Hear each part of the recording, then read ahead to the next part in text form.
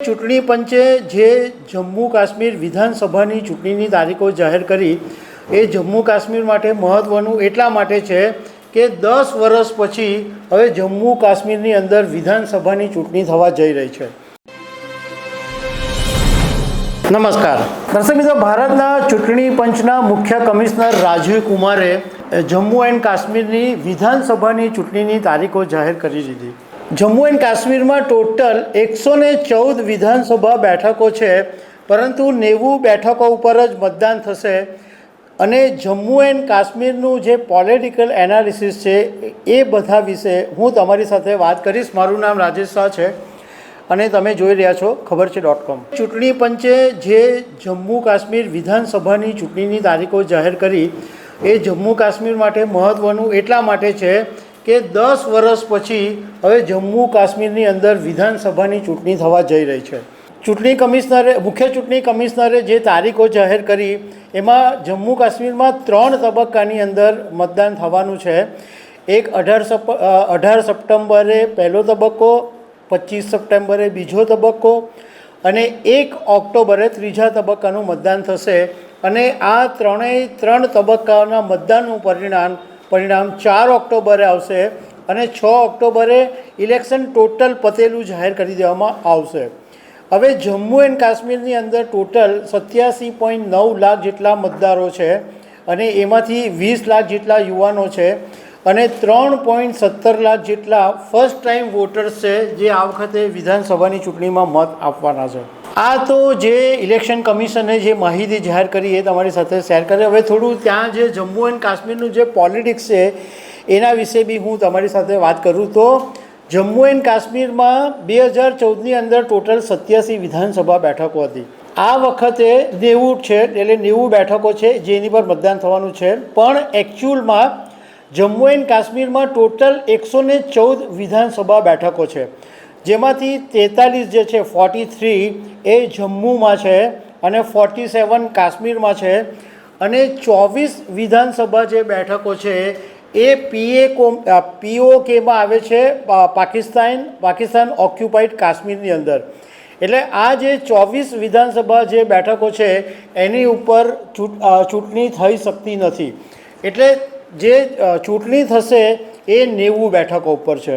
2014ની અંદર વિધાનસભાની ચૂંટણી થયેલી અને તે વખતે 37 બેઠકો જમ્મુમાં હતી, 6 લદ્દાખમાં હતી અને 46 કાશ્મીરની અંદર હતી।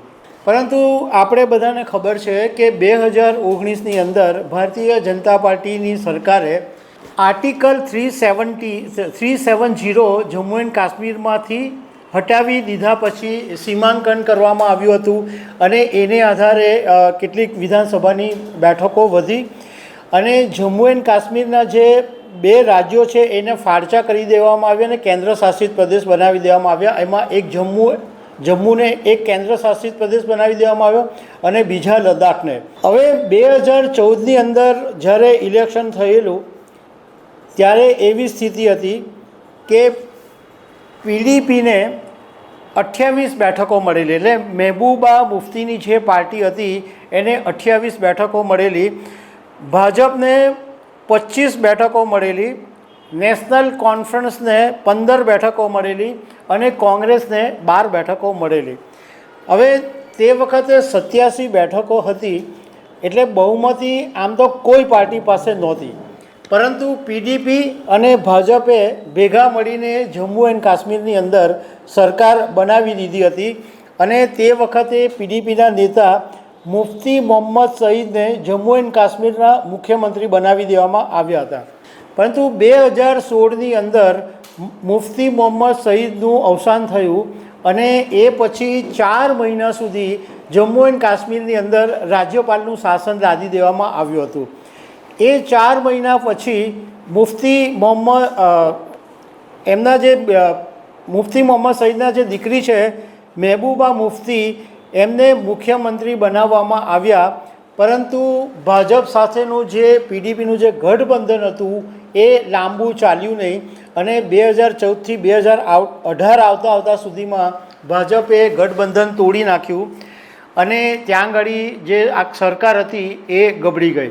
એટલે 2018થી માંડીને અત્યાર સુધી જમ્મુ એન્ડ કાશ્મીરની અંદર રાજ્યપાલનું શાસન છે અને મનોજ સિન્હા અત્યારે લેફ્ટનન્ટ ગવર્નર એટલે એલજી તરીકે ત્યાં આગળ છે. હવે વિધાનસભાની ચૂંટણી તો જાહેર કરી દીધી, પણ ત્યાં આગળ જે પોલિટિક્સ છે એની અંદર જે મુખ્ય પાર્ટીઓ છે એમાં એક આ પીડીપી છે જે મહેબૂબા મુફ્તીની છે, બીજું આ ફારૂક અબ્દુલ્લા અને ઉમર અબ્દુલ્લાની જે પાર્ટી છે નેશનલ કોન્ફરન્સ એ પણ ત્યાં આગળ એક મહત્ત્વની છે, કોંગ્રેસનું પણ ત્યાં આગળ મહત્ત્વ છે. ભાજપ આ વખતે લોકસભા 2024ની ચૂંટણીમાં જ્યારે જમ્મુ એન્ડ કાશ્મીરમાં ઇલેક્શન થયું તો ભાજપને માત્ર 2 જ બેઠકો મળી, ત્યાં 5 બેઠકો લોકસભાની હતી અને ભાજપને 2 બેઠકો મળી છે. ભાજપનું ત્યાં આગળ કેટલું કાઠું વાગશે એ ખબર નથી, પરંતુ અત્યારનું જે ત્યાં પોલિટિક્સ છે એમાં એવું છે કે ઓમર અબ્દુલ્લાએ પહેલેથી એવું કીધેલું છે કે મેં કસમ ખાધેલી છે કે જમ્મુ એન્ડ કાશ્મીરને પૂર્ણ રાજ્યનો બહુમત નહીં મળે ત્યાં સુધી હું ચૂંટણી લડીશ નહીં, પરંતુ એમની પાર્ટી તો ચૂંટણી લડશે જ. હવે ફારૂક અબ્દુલ્લાએ હમણાં થોડા દિવસ પહેલાં જ કીધું કે હજુ હું મરી નથી ગયો એટલે હું ચૂંટણી લડવાનો છું. એટલે એમનું મતલબમાં એમનું જે નેશનલ કોન્ફરન્સ છે એ આ વખતે જમ્મુ એન્ડ કાશ્મીરમાં એક્ટિવ છે. બીજું મહેબૂબા મુફ્તી માટે મુશ્કેલી એ વાતની છે કે એમણે બી એવી કસમ ખાધેલી છે કે જ્યાં સુધી જમ્મુ એન્ડ કાશ્મીરને પૂર્ણ રાજ્યનું બહુમાન નહીં મળે ત્યાં સુધી હું ચૂંટણી નહીં લડું. હવે જો કોઈ સંજોગોની અંદર મહેબૂબા મુફ્તી એવો નિર્ણય લે કે વિધાનસભાની ચૂંટણીમાં નથી લડવાના તો એનો સીધો ફાયદો નેશનલ કોન્ફરન્સને મળી શકે. જો કે રાજકારણના જાણકારોનું કહેવું એમ છે કે મહેબૂબા મુફ્તી માટે બંને બાજુ મુશ્કેલી છે, પરંતુ મહેબૂબા કદાચ ચૂંટણી નહીં લડે એવો નિર્ણય તો નહીં જ કરે, કમસે કમ એની પાર્ટીના ઉમેદવારો તો ચૂંટણી લડશે જ.